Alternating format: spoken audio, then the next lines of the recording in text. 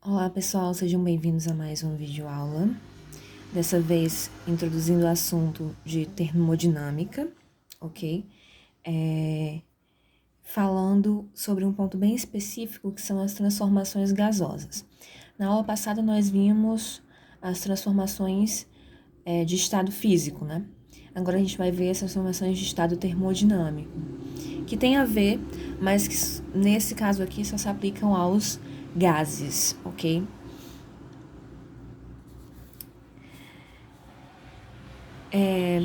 O estado termodinâmico de um gás é definido por três grandezas.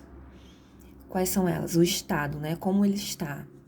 Pelo volume, que é o espaço que o gás ocupa dentro de um recipiente.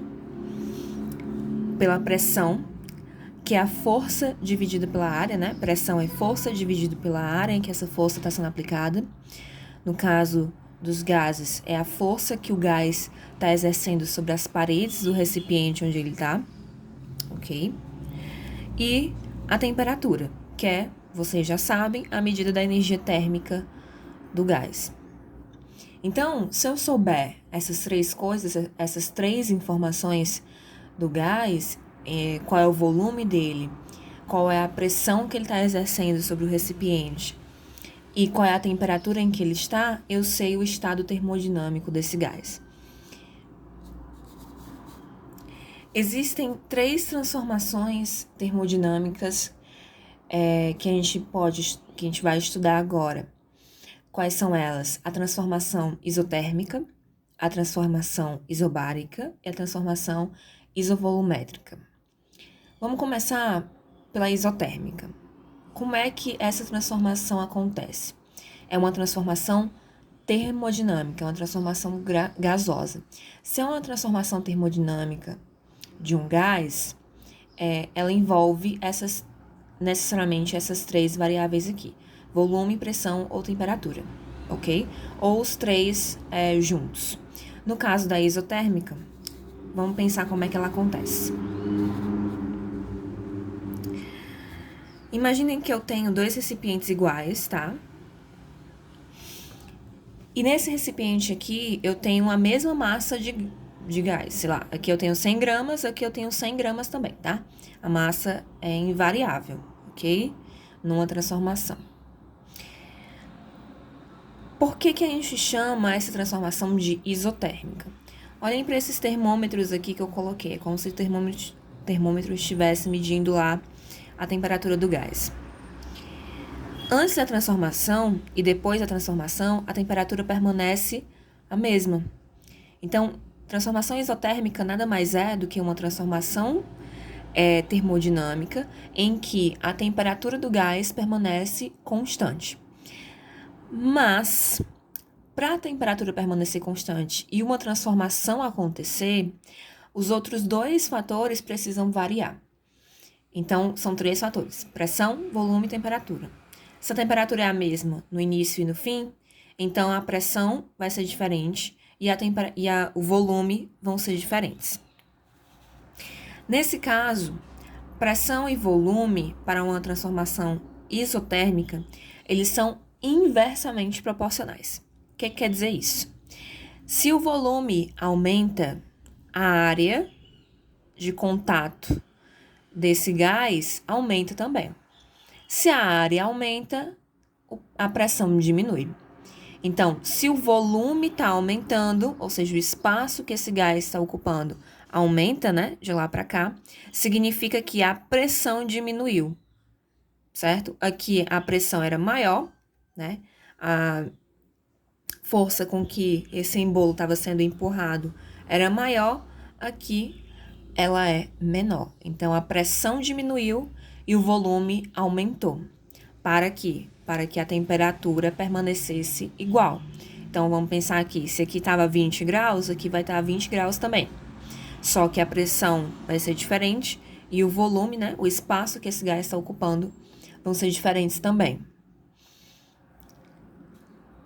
Então, numa transformação isotérmica, pressão inicial vezes velocidade, vezes volume inicial é igual a pressão final vezes o volume final. Então, eu tenho essa relação de igualdade aqui. Se eu multiplicar o valor da pressão no início pelo valor do volume no início, eu vou ter que o resultado dessa multiplicação tem que ser igual a pressão no final vezes o volume final, ok? Essa é a transformação isotérmica. É uma transformação em que a pressão e o volume do gás estão variando, mas a temperatura não, certo? E uma transformação isobárica, o que é? É uma transformação, a isotérmica, temperatura constante. A isobárica, a pressão vai ser constante agora. Então, percebam, a temperatura aqui era menor e aqui aumentou. Para a pressão permanecer constante, o que é que teve que acontecer? O volume aumentou, mas a temperatura aumentou também. E vocês sabem que temperatura é a medida do grau de agitação, né, das moléculas ali dentro daquele gás. Então, se ele estava numa temperatura menor aqui, elas estavam menos agitadas, elas estavam, como é que eu posso dizer? Elas estavam exercendo uma força menor sobre o recipiente. Por isso, era uma pressão pequena. A área era pequena, mas como a temperatura também era pequena, a pressão tinha um valor menor. Aqui, a área em que o gás tem contato com o recipiente aumentou. Se a área aumenta, a pressão diminui, né? Mas por que ela não vai diminuir? Porque o outro fator está aumentando aqui, que é a temperatura. Então, a agitação vai aumentar, ele vai exercer, por mais que a área seja maior, ele vai exercer também uma força maior. Então, aumentou a área, aumentou a força igualmente. Significa que a pressão permaneceu constante, né? Pressão, pessoal, pressão é igual a força dividido pela área, certo? Se esse aqui aumenta, esse aqui embaixo, inversamente proporcional, né? Se esse aumenta, esse diminui. Se esse aumenta também. Diretamente proporcional, inversamente proporcional. Nesse caso aqui, a área aumentou. Porém, com o aumento da temperatura, a força também aumentou. Então, meio que não mudou nada, né? A pressão acabou permanecendo a mesma, certo? Então, para a pressão permanecer igual, esses outros fatores tiveram que se compensar. O volume aumentou, mas a temperatura aumentou junto. Então, nesse caso, numa transformação isobárica, volume e temperatura são diretamente proporcionais. Ou seja, se um aumenta, o outro aumenta junto. Num caso de pressão constante, se o volume aumenta, a temperatura tem que aumentar junto, certo? E o terceiro e último caso é uma transformação que a gente chama de transformação isovolumétrica, né? O nome já explica. Se a isotérmica era temperatura constante, a isobárica era pressão constante, a isovolumétrica vai ser o quê? Volume constante. Então, o espaço que o gás ocupa vai ser o mesmo daqui para cá, né? Antes da transformação, depois da transformação. Consequentemente, vocês já sabem, os outros dois fatores vão ter que variar. Então, a pressão aqui no início vai ser diferente da pressão no final. Pessoal, para esse volume não variar, o que tem que acontecer? Se eu tinha uma pressão pequena aqui, eu tinha uma temperatura pequena, certo? Então, a temperatura era baixa, significa que a agitação das moléculas era pequena. Se a agitação das moléculas era pequena, não exercia uma força tão grande assim nas paredes do meu recipiente. Depois da transformação, para o volume permanecer constante e a pressão nesse caso vai ter que o quê? Aumentar, né? Junto com a temperatura. Se a temperatura aumentou, a pressão vai aumentar junto também. Então, nesse caso aqui, pressão e temperatura aumentam juntos e volume permanece constante. Ou seja, pressão e temperatura são diretamente proporcionais. Pressão antes dividido pela temperatura de antes vai ser igual a pressão depois da transformação dividido pela temperatura depois da transformação, certo? Graficamente, como é que a gente expressa isso daí? Por que eu vou falar sobre a interpretação gráfica disso daqui? Porque muitas questões vão cobrar de vocês isso daqui, tá? Então, como é que a gente interpreta essas transformações através de um gráfico? Eu vou colocar só os gráficos de pressão vezes por volume, tá? Mas pode ser pressão por temperatura, volume e temperatura, certo? Então, vou considerar só o gráfico de pressão, que é esse eixo vertical aqui, pelo eixo de volume, que é o eixo horizontal. Então, quanto mais para cá tá o volume, maior ele vai ser, ele tá crescendo para cá, e a pressão tá crescendo para cima, ok? Então, eu tinha um volume na isotérmica, tá, gente? Eu tinha um volume inicial e eu tinha uma pressão inicial. O encontro do volume com a pressão vai me dar a temperatura, que é a mesma, né? Eu tinha uma pressão final, um volume final, o encontro desses dois valores vai me dar a mesma temperatura. Então, essa curva aqui, gente, é o que a gente chama de curva isotérmica. Ela vai dar um valor da temperatura, que vai ser sempre constante, né? Então, se eu pegar um ponto dessa curva aqui, como é esse caso, e traçar uma reta para o eixo da pressão e para o eixo do volume, eu vou ter os meus valores de pressão e volume para aquele ponto, certo? Mesmo caso aqui, se eu multiplicar esse valor aqui da pressão por esse valor do volume, em qualquer ponto, se eu fizer a multiplicação do valor desse eixo pelo valor desse eixo, eu vou ter sempre o mesmo resultado. Então, se eu pegar P1 vezes V1, eu vou ter um valor de T. Se eu pegar P2 vezes V2, eu vou ter o mesmo valor para T. Então, ocorre em qualquer caso. Se eu pegar um valor qualquer aqui de pressão, certo? Cheguei bem aqui, né? Então, eu vou descer aqui para o meu eixo do volume. Peguei outro valor de volume. Um valor de pressão qualquer, um valor de volume qualquer. Se eu multiplicar esses dois valores, ele vai dar o mesmo resultado T que eu já tinha antes, tá? Então, essa curva aqui é uma curva isotérmica, em que a temperatura vai ser sempre a mesma.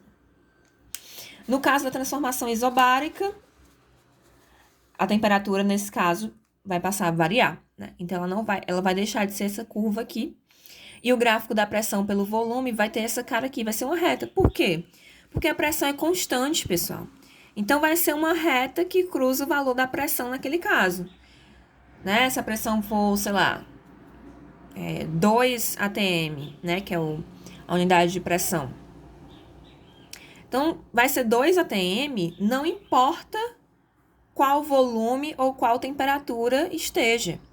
Então, vai ser sempre uma reta que cruza aqui, ó, o valor da pressão constante. Então, é uma reta, nesse caso aqui desse gráfico, horizontal. E aí, eu tenho, para um volume inicial, eu vou ter uma temperatura T1, que não é a mesma da temperatura final, T2, para um volume final, V2. A gente já viu por quê, né? E, finalmente, uma transformação isovolumétrica é o contrário da isobárica, né? Ó, aqui eu tenho uma reta horizontal, aqui eu vou ter uma reta vertical, em que quem está constante agora é o volume, então vai ser uma reta cruzando o valor do volume, vai ter nessa reta os dois valores de temperatura que não são iguais, eles vão variar. Então, para uma pressão inicial, eu tenho uma temperatura inicial, para uma pressão final, eu vou ter uma temperatura final, seguindo essa reta aqui. Então, ela está como é que eu posso dizer? Crescendo de forma uniforme, de forma linear, diferente da curva isotérmica, que não é linear, né? Ela tem essa cara aqui. Já a isobárica é linear, em que esses valores aqui são diretamente proporcionais, né? Volume e temperatura. E a isovolumétrica também é linear, em que esses valores aqui são diretamente, o valor de pressão e temperatura são diretamente proporcionais, ok?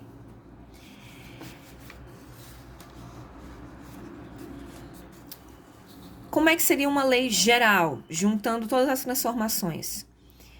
Seria isso daqui, tá, gente? Então, pressão inicial vezes volume inicial de um gás ideal, que a gente chama, né? É um gás em que as suas partículas se movem caoticamente, mas elas obedecem às leis da mecânica. Elas não interagem entre si, exceto durante as colisões. O choque entre as partículas entre as partículas e as paredes do recipiente são perfeitamente elásticas, né? São colisões elásticas em que a energia mecânica se conserva e tem duração desprezível, ou seja, elas são muito rápidas. E as suas moléculas têm dimensões próprias desprezíveis, ou seja, o tamanho das moléculas pode ser desprezível frente ao volume do gás. Isso é um gás ideal, certo? Obviamente, os gases reais não obedecem a essas leis, né? Mas, para o estudo da física aqui, a gente vai pensar no gás ideal, ok? Então, pressão vezes volume inicial dividido por temperatura inicial vai ser igual a pressão vezes volume final dividido por temperatura final, ok? Isso aqui se aplica a qualquer transformação, independente se ela for isotérmica, isobárica ou isvolumétrica, ou se não for nenhuma das três, ou se a transformação estiver variando as três grandezas, o que pode acontecer, tá, gente? Ela pode variar as três. Aqui é algo importante para vocês tomarem nota, certo? Quando a questão fala sobre CNTP, o que quer dizer isso? Quer dizer condições normais de temperatura e pressão. É um padrão que se criou, certo? Para estudar a dinâmica desses gases. E quais são essas condições, né? A temperatura nessas condições está a 273 Kelvin, que é, no caso, 0 graus, certo? Então, se ele está sem NTP, ele está a 0 graus ou 273 Kelvin. Para o cálculo dessa lei geral dos gases, eu sempre vou usar, e para o cálculo das transformações também, eu sempre vou usar a temperatura em Kelvin, tá, gente? Então, se a questão te der a temperatura em Celsius, você tem que transformar para a escala Kelvin, certo? E a pressão nesse CNTP vai ser 1 atm. Vamos para um exemplo de aplicação. Uma massa de hidrogênio sob pressão de 2,5 atm e temperatura de 77 graus Celsius ocupa um volume de 500 centímetros cúbicos. Calcule o seu volume em CNTP, ou seja, ele quer um volume final em que a pressão e a temperatura vão ter esses valores aqui, ok? Então, vamos só anotar os dados que ele me deu. Temperatura inicial, 77 graus Celsius, que a gente já sabe que não pode usar assim. Então, a gente vai transformar para Kelvin, soma 273 dá 350 Kelvin, ok? Então, a gente vai usar 350. Pressão inicial, 2,5 atm, volume inicial, 500 centímetros cúbicos. Temperatura final é a temperatura CNTP, então vai ser 273. Pressão final vai ser pressão CNTP, que é 1 atm, aqui está em atm, então aqui tem que estar em atm também. E o volume final é o que ele quer descobrir, certo? Que a gente vai colocar um ponto de interrogação aqui. Então, lá na fórmula da lei geral dos gases, eu vou substituindo os valores. Então, onde tem P1, eu vou escrever a pressão inicial, 2,5. Onde tem V1, eu vou escrever o volume inicial, 500. Onde tem T1, eu vou escrever a minha temperatura inicial aqui, ó, 350 kelvins. Onde tem P2, eu vou escrever 1, que é a pressão CNTP. Onde tem V2, eu não sei, então repete. E onde tem T2, eu vou escrever 273, que é a temperatura em CNTP. Ok? O que é que eu vou fazer a partir daqui? A gente vai multiplicar esses valores aqui. 2,5 vezes 500. 2,5 vezes 500 dá 1.250. E aí eu repeti todo o resto. Agora a gente vai dividir esses dois valores aqui. 1.250 dividido por 350 vai dar 3,6. E aí eu repeti o que estava aqui, eu coloquei aqui de novo. Mesma coisa. O que eu vou fazer? Eu vou passar esse 273 que está dividindo para isolar o V2, né? Para o outro lado, multiplicando, né? Então, vai ficar 3,6 vezes 273. Essa multiplicação dá aproximadamente 974,9 centímetros cúbicos. Então, esse é o volume final dessa transformação. Vamos comparar com o volume inicial? O volume inicial era 500 centímetros cúbicos. Agora é 974 centímetros cúbicos, ou seja, o volume aumentou. E a temperatura? A temperatura aumentou? Não, né? A temperatura diminuiu. Antes era 350, agora é 273. Então, a temperatura diminuiu, o volume aumentou e a pressão aumentou também. Então, essa transformação aqui não é nem isovolumétrica, nem isobárica, nem isotérmica. É uma transformação em que nenhum dos fatores permanece constante. Isso pode acontecer também. Quando isso acontece, a gente usa a lei geral dos gases, ok? Então é isso, pessoal. Espero que vocês tenham entendido. Se o conteúdo ficou denso demais, dividam esse vídeo, assistam por partes, repitam, assistam mais de uma vez, certo? Mas não deixem de entender esse conteúdo, porque ele é importante, ele cai muito no Enem, cai muito em vestibulares, em provas, certo? E é isso. Qualquer dúvida, deixem aí nos comentários. Um abraço.